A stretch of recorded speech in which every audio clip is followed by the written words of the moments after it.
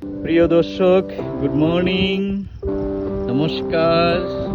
আজকে আবার চলে এসেছি একটা নতুন বিষয় নিয়ে আলোচনা করতে। তো প্রথম বিষয়টা হচ্ছে, একটা শিশু যখন এই পৃথিবীতে আসে তখন কি ধরনের শিক্ষার কথা আমরা ভাববো। ও তো কথা বলতে পারে না, রাইট? সবচেয়ে ইম্পর্টেন্ট হচ্ছে, একটা শিশু যখন এই পৃথিবীতে আসে তখন ওর যে প্যারেন্ট, পিতা মাতা আত্মীয় পরিজন, সবাইকে কিছু বিষয়ে একটু সচেতন হতে হবে। ল্যাঙ্গুয়েজ, ভাষা, একটা শুদ্ধ ভাষা পরিবেশ। কারণ একটা শিশু হয়তো সে বলতে পারে না, কিন্তু তার লার্নিং প্রসেস কিন্তু চালু আছে।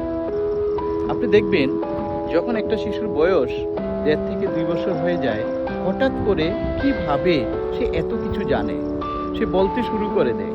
কিভাবে? লার্নিং প্রসেস কিন্তু চালু ছিল 0 থেকে। তো সেই জন্য আমরা প্রত্যেকটা প্যারেন্টস সচেতন থাকতে হবে একটা শিশুর কাছে।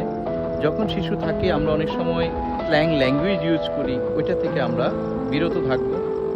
বাড়িতে যাতে শুদ্ধ ভাষা, রাইট, আর এগুলি আমরা প্রকাশ করতে হবে, যাতে করে একটা শিশু লার্নিং প্রসেসটার মধ্যে যাতে পিওরিটি অফ এগুলি ঢুকে। তো thank you so much. Next অপেক্ষা করব আমরা নেক্সট ভিডিওর জন্য, নেক্সট লার্নিংয়ের জন্য।